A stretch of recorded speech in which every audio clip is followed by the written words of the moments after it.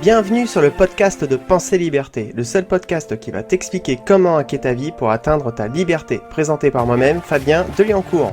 Que tu sois salarié, entrepreneur, étudiant ou même mère au foyer, je vais te partager mon expérience afin de t'aider à atteindre tes objectifs et te permettre d'accéder à ta liberté. Car oui, j'estime qu'il n'y a pas qu'une seule forme de liberté, à chacun la sienne et j'espère sincèrement que ce podcast t'inspirera à atteindre la tienne. Bonjour à toi, penseur de liberté. Aujourd'hui, dans l'épisode 3, j'ai envie de t'expliquer comment faire pour oser agir. Car oui, peut-être que tu as envie de faire quelque chose, mais que tu n'as pas encore osé te lancer. Une chose que l'on peut faire facilement pour se lancer, c'est du contenu gratuit sur Internet. Cela peut être de proposer des articles, des podcasts, de la vidéo ou même de la photographie. Ces 4 formes de contenu sont faisables par tout le monde à partir du moment où tu as un smartphone et une connexion à Internet. Et j'imagine que si tu m'écoutes aujourd'hui, tu dois avoir les moyens de faire tout ça même si ton téléphone est un premier prix. Avoir un smartphone comme outil de base pour travailler, c'est la liberté d'oser agir où l'on veut, comme l'on veut. D'ailleurs, pour l'anecdote, j'ai préparé une grosse partie des idées du contenu de cet épisode en admirant les montagnes au milieu d'un champ. Après, je comprends très bien que cela ne puisse pas être pour tout le monde, mais cela peut être le point de départ d'une entreprise beaucoup plus grande. Et même si tu as déjà une entreprise, cela ne t'empêche pas d'oser agir et de créer du contenu. Car si tu veux te différencier de tes concurrents et faire venir de nouveaux clients, il n'y a rien de mieux que de créer du contenu. Je te l'accorde, cela prend du temps et peut-être que tu n'es pas convaincu par ce que je te dis. Imagine maintenant le cas d'une personne qui veut vendre de la peinture. Que pourrait donc faire cette personne pour se différencier et se faire connaître ? Il existe des dizaines de possibilités et nous allons voir ensemble quelques-unes d'entre elles. Si cette personne doit vendre de la peinture, pourquoi ne pas faire un blog décrivant les différents types de peinture ? Si cette personne doit vendre de la peinture, pourquoi ne pas faire un blog décrivant les produits vendus, et notamment répondre aux questions suivantes ? Dans quel cas il vaut mieux, ou il ne vaut mieux pas, les utiliser ? Quelle est la meilleure façon de les appliquer ?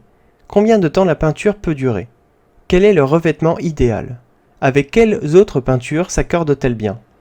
Tu l'auras compris, il y a certainement énormément de choses à dire sur la peinture, même du point de vue de quelqu'un qui n'y connaît pas grand-chose, comme moi. Comme la peinture est visuelle, je ne suis pas persuadé qu'un podcast soit un bon format approprié pour celle-ci. Par contre, il est tout à fait possible de faire des photos ou des vidéos pour montrer le résultat de l'application de telle ou telle peinture. Et même faire des tutos de démonstration. Rends-toi compte que même Leroy Merlin en a compris l'intérêt et s'y est mis. D'un point de vue moins virtuel, on peut très bien imaginer la création d'ateliers de démonstration ou de formation pour accompagner les futurs clients. Voilà comment il est possible de faire une entreprise 2.0, que l'on ait ou que l'on n'ait pas encore son entreprise d'ailleurs, car des personnes ont vu leur entreprise décoller simplement parce qu'elles ont su montrer leur capacité à produire des choses nouvelles et à les partager. On peut prendre par exemple le cas de l'entreprise Chanty Biscuits, qui fait des biscuits avec un texte personnalisable. L'idée peut paraître toute bête, mais sa fondatrice n'avait pas idée qu'en mettant des photos de ses créations de biscuits personnalisés sur Instagram, elle se créerait un jour sa propre entreprise. Je ne sais pas pour toi, mais je trouve ça formidable qu'une personne ait réussi à créer l'entreprise de ses rêves sans s'en rendre compte, tout simplement en mettant en valeur des photos de ses créations sur Instagram. Si tu veux aller voir ses créations, je te mettrai les liens en ressources, et si tu veux écouter son histoire, je te mettrai en lien l'un de ses interviews. Et dis-toi que pour en arriver là, certes, il y a une recherche et du travail, mais il a simplement fallu commencer par oser agir.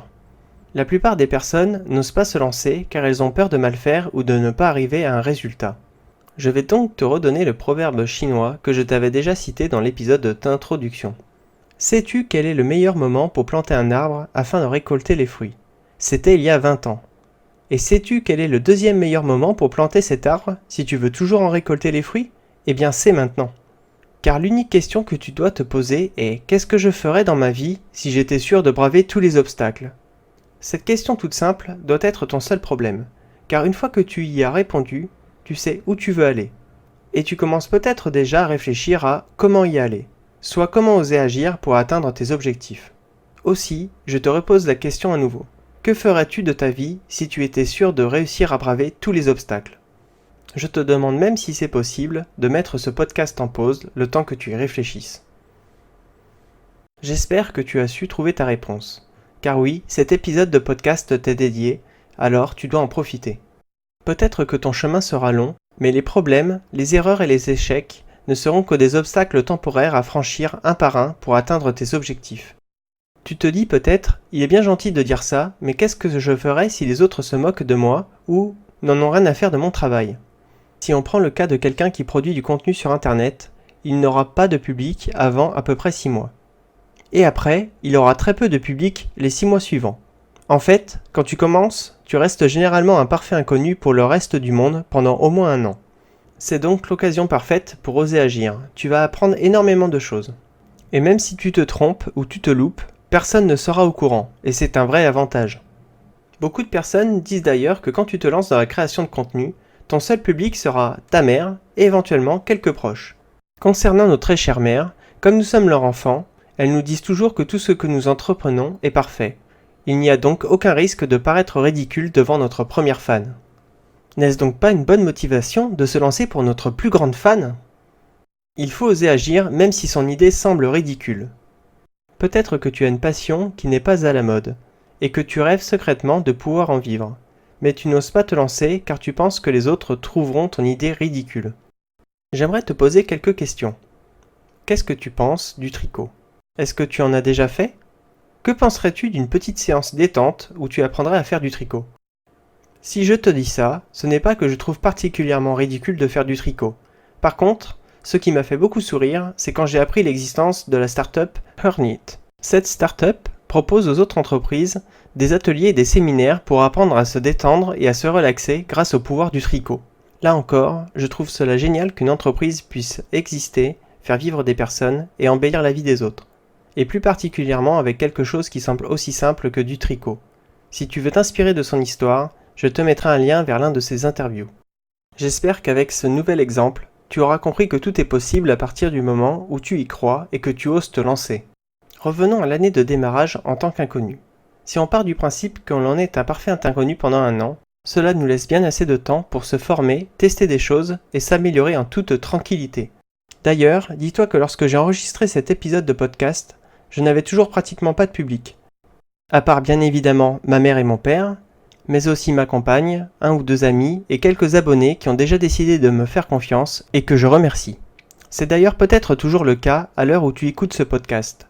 Mais au moins j'ai eu le courage d'oser agir pour atteindre mes objectifs.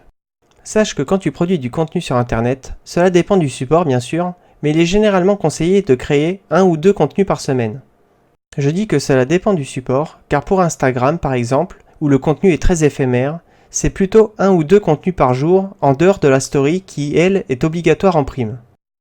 Dis-toi qu'en produisant 1 contenu par semaine, tu auras produit plus de 50 contenus par an. Et bien entendu, si tu produis 2 contenus par semaine, tu seras à plus de 100 en une seule année. Maintenant, multiplions ensemble par le nombre d'années de travail si on reste sur 1 contenu par semaine. Au bout de 2 ans, tu auras produit 100 contenus. 5 ans, 250 contenus et 10 ans, 500 contenus. Avec autant de contenus, même si tu étais mauvais au début ou sur la mauvaise voie, tu auras forcément énormément appris et progressé au fil du temps. Donc, être mauvais au début n'a pas d'importance, car la qualité et la perspicacité augmentera obligatoirement avec le temps. Ce qui m'amène à dire que même si ton vieux contenu est mauvais, tu auras tellement produit de contenu de qualité par la suite que le peu de personnes qui iront voir tes créations du début seront indulgents. Et même cela ne serait pas le cas, ça n'a pas d'importance à partir du moment où avec le temps tu as su toucher ou aider des personnes avec du contenu de qualité dans un futur pas si lointain que ça. Par contre, il faut que tu saches que peu importe le travail, si tu veux avoir la motivation de travailler sur le long terme, il faut que cela soit en accord avec tes passions. Car sinon, cela sera difficile, voire impossible de rester motivé sur le long terme. Sache aussi que dans le cas contraire, si tu fais quelque chose que tu n'aimes pas uniquement pour gagner de l'argent, cela ne te permettra pas de durer dans la longueur. Et si jamais tu persistes quand même, alors prépare-toi à une longue vie à la fois triste et frustrante. Il y a également un autre intérêt de travailler en accord avec ses passions. C'est l'occasion de vivre et de nous améliorer sur des sujets que l'on aime et qui nous passionnent. Alors n'oublie pas d'oser agir et à bientôt pour un prochain épisode. Cet épisode est maintenant terminé. Merci de l'avoir écouté jusqu'au bout. Toutes les ressources citées se trouveront dans sa page sur le blog Pensée Liberté. Si cet épisode t'a inspiré, n'hésite pas à laisser un commentaire et à t'abonner au podcast sur ton application favorite ou directement sur le blog Pensée Liberté. À bientôt pour un prochain épisode.